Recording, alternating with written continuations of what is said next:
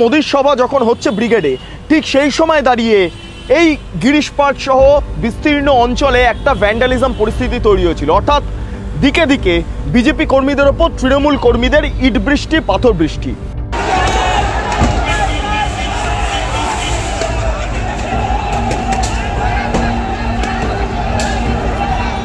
हम लोग का तृणमूल कांग्रेस का जो लड़का लोग बैठा था घर में घुस के मारा। কমপ্লিটলি জিহাদি হামলা এবং এর পিছনে তৃণমূল কংগ্রেসের বড় চক্রান্ত ছিল। अपनी कुर्सी जाते हुए देखकर यहाँ की निर्मम सरकार बौखला गई है।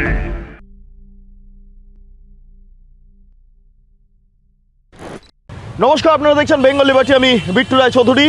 এখন সবচেয়ে গুরুত্বপূর্ণ খবর হলো মোদির সভা যখন হচ্ছে ব্রিগেডে, ঠিক সেই সময় দাঁড়িয়ে এই গিরিশ পার্ক সহ বিস্তীর্ণ অঞ্চলে একটা ভ্যান্ডালিজম পরিস্থিতি তৈরি হয়েছিল। অর্থাৎ দিকে দিকে বিজেপি কর্মীদের ওপর তৃণমূল কর্মীদের ইট বৃষ্টি, পাথর বৃষ্টি।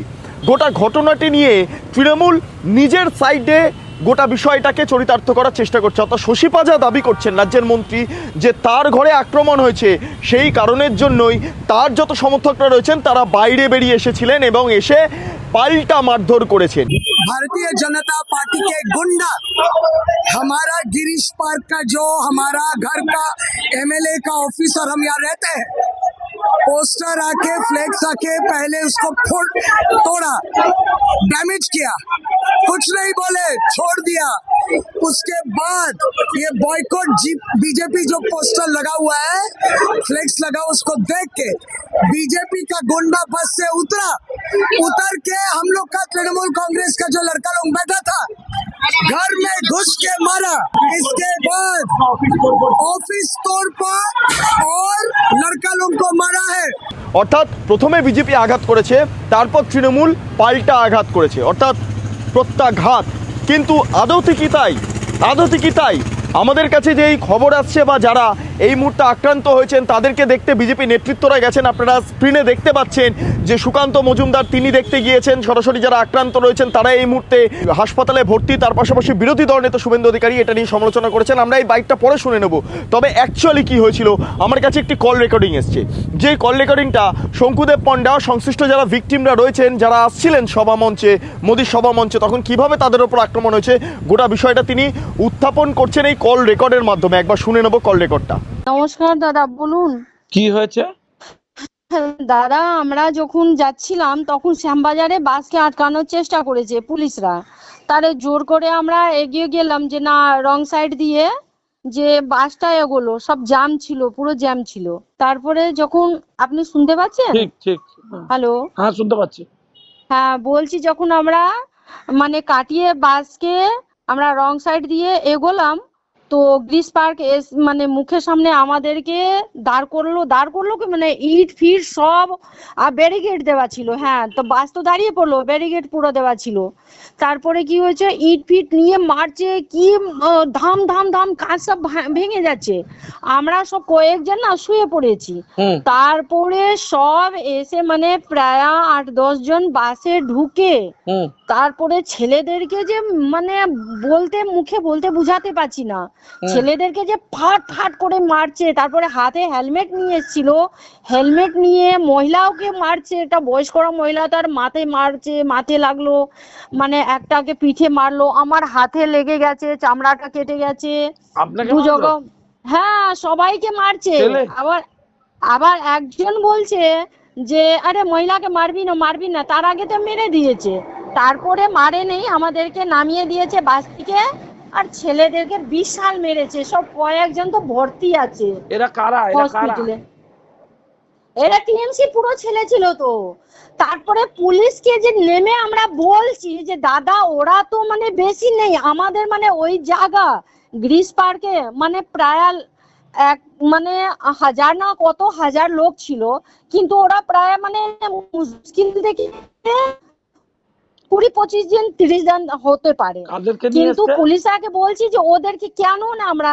হ্যাঁ না, ওরা কাদের নিয়ে এসছে বললেন? টিএমসি তো ছিল, তো তাই জন্য তো আমাদেরকে অত মেরেছে। না টিএমসি ছিল, আর কারা ছিল বললেন? পুলিশ পুলিশ পুলিশ হ্যাঁ পুলিশ পুলিশদেরকে যে বলছি যে দাদারা ওদেরকে কেন থামাচ্ছে না, ওরা দাঁড়িয়ে কিচ্ছু বলছে না। আমরা মানে খুবই রেগে যাচ্ছি যে কেন বলছে না। তারপরে ইট তো ছুটছে, কজনকে তো মাথা ভেঙে গেছে, হোঁটটা ভেঙে গেছে, হাতটা ভেঙে গেছে, আমারও হাতে লেগেছে, চামড়া কেটে গেছে, কিন্তু ওরা সব ভর্তি আছে হসপিটাল। অনেক দাদা ভাই ভর্তি আছে দাদা। যা করেছে না কোনো দিন এরকম দেখিনি। তখন তো কাঁপছিলাম, ভুল করলাম আমরা, আমাদের যে বাসে উঠলো কিন্তু যে কিছু করতে পারলাম না, সব তো ভয়ে কাঁপছে, মানে মারছে তো, দুম দুম দুম, হারে হেলমেট নিয়ে ডান্ডা নিয়ে সব উঠে গেছে বাসে। আগে তো সামলাতে কোনো মানে টাইমই দিল না, আগে তো মানে কাজ সব ভাঙলো, আর ইট ছুটছে তো মাথা লেগে যাচ্ছে, সব শুয়ে পড়েছিল, তারপরে বাসে উঠে গেছে। যা করেছে না, অনেক দাদারা ভর্তি আছে দাদা। কি নাম? আমরা শুনলাম কল রেকর্ড। এবার সংশ্লিষ্ট বিষয়টি নিয়ে রাজ্যের বিরোধী দলনেতা শুভেন্দু অধিকারী কি বক্তব্য রেখেছেন শুনে নেব, কারণ বিরোধী দলনেতা শুভেন্দু অধিকারী মোদি বক্তব্য রাখার পরই কার্যত এই প্রসঙ্গটা উত্থাপন করেছেন এবং এর বদলা হবে এই প্রসঙ্গটাও তিনি বলেছেন। আমরা শুনে নেব বিরোধী দলনেতা শুভেন্দু অধিকারী বক্তব্য। কমপ্লিটলি জিহাদি হামলা এবং এর পিছনে তৃণমূল কংগ্রেসের বড় চক্রান্ত ছিল।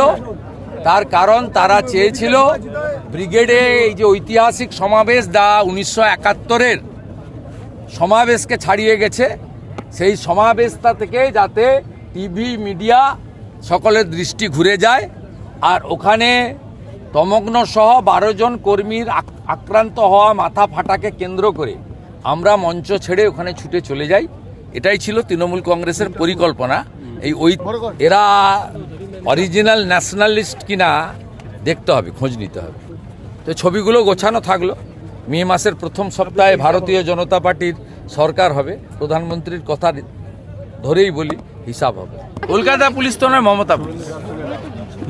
শুভেন্দু অধিকারী যখন এই বক্তব্য রাখছেন ঠিক সেই সময় দেশের প্রধানমন্ত্রী তিনি বক্তব্য রাখতে গিয়ে তিনি বলছেন যে বিভিন্ন জায়গাতে এই কর্মীদের ওপর আক্রমণ করা হয়েছে, বাসের ওপর আক্রমণ করা হয়েছে, তাদেরকে আটকে দেওয়া হয়েছে। এই প্রসঙ্গটা প্রধানমন্ত্রী নরেন্দ্র মোদী উত্থাপন করছেন, কি বলছেন শুনে নেব। अपनी कुर्सी जाते हुए देखकर यहां की निर्मम सरकार बौखला गई है। साथियों, आज भी इस विशाल सभा को रोकने के लिए निर्मम सरकार ने सारे हथियार निकाल लिए। आप लोगों को आने से रोकने के लिए ब्रिज बंद करवा दिए, गाड़ियां रुकवा दी, ट्रैफिक जैम करवाया, भाजपा के झंडे उखड़वा दिए, पोस्टर फड़वा दिए।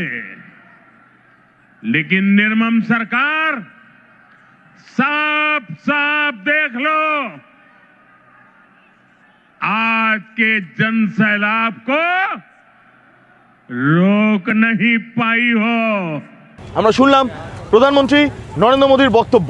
এইবার মুদ্রা বিষয়টাতে আসি, কি ঘটেছিল, কি কি ইনফরমেশন এই মুহূর্তে আমার কাছে আসছে সরাসরি আমি জানাবো। যে আমরা জানতে পাচ্ছি ওয়েলফেয়ারের তরফে এক পুলিশ অফিসার রয়েছেন, তার নাম হচ্ছে পাপ্পু ভবানী, যিনি হোমগার্ড কনভেনার। তিনি গোটা ঘটনাটার প্রেক্ষিতে যুক্ত হয়ে ভবানী, যিনি এই যে আরজি করে ভাঙচুরের ঘটনা হয়েছিল সেই ঘটনার পরিপ্রেক্ষিতে দাঁড়িয়ে তিনি অভিযুক্ত ছিলেন।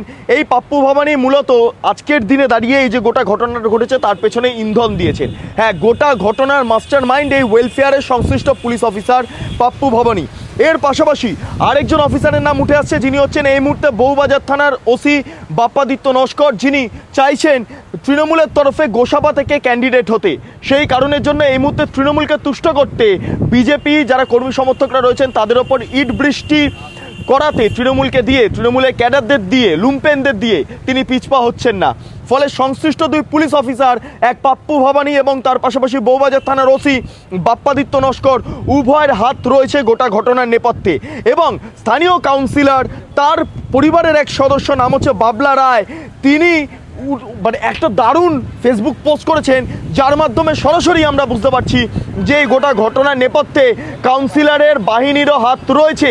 কারণ যেভাবে ইট বৃষ্টি করা হয়েছে আপনারা দেখছেন, কাউন্সিলরের যে বাহিনীর হাত রয়েছে, সেই কাউন্সিলরের বাহিনীর তরফে একজন ফেসবুক পোস্ট করছেন বাবলা রায়, এবং তিনি লিখছেন আমাদের উত্তর কলকাতার নেত্রী মন্ত্রী শশী পাজার বাড়িতে হামলা করেছে বিজেপির বেজন্মা, এই শব্দটা ব্যবহার করছেন, বেজন্মা মানে বিজেপিকে বেজন্মা আখ্যা দিয়ে তারপরে বলছেন যে কলকাতায়, উত্তর কলকাতাতে একজনও বিজেপিকে রাখা হবে না, একজনও বিজেপিকে রাখা হবে না, অর্থাৎ বিজেপিকে পুরোপুরি শেষ করে দেওয়া হবে। এই মমতা বন্দ্যোপাধ্যায় বিরোধী শূন্য করার ডাক দিয়েছিলেন এবং আজকে তৃণমূল কংগ্রেসের কর্মীরা উত্তর কলকাতাকে বিরোধী শূন্য করার ডাক দিচ্ছেন। ইতিমধ্যে প্রচুর বিজেপি কর্মী তারা ভর্তি হয়ে রয়েছেন হাসপাতালে, তাদের অবস্থা আশঙ্কাজনক, তাদের চিকিৎসা চলছে। কিন্তু যেখানে প্রধানমন্ত্রীর সভা, যেখানে দাঁড়িয়ে বিভিন্ন প্রশ্ন উঠে আসছে যে এই মুহূর্তে দাঁড়িয়ে কলকাতা সহ বিস্তীর্ণ অঞ্চলে কেন্দ্রীয় বাহিনী নেমে গিয়েছে, পুলিশ তাদেরকে রুটমার্চ করাচ্ছে, কিন্তু গোটা ঘটনা রুখতে গিয়ে কেন্দ্রীয় বাহিনীকে দেখা গেল না, পুলিশ অফিসারদের নিষ্ক্রিয়তা দেখা গেল, দিকে দিকে ইট বৃষ্টি হলো, পাথর বৃষ্টি হলো।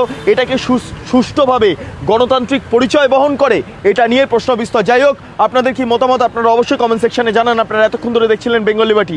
চ্যানেলটি অবশ্যই ভালো লাগলে লাইক করুন, সাবস্ক্রাইব করুন, শেয়ার করুন, বেল আইকন ক্লিক করুন, www.bengalliberty.com, সেখানে ক্লিক করুন। সমস্ত খবর আপনাদের জন্য সাজানো রয়েছে। স্বাধীন, কাচিন এবং গেরিলা সাংবাদিকতার পাশে দাঁড়ান। অসংখ্য ধন্যবাদ।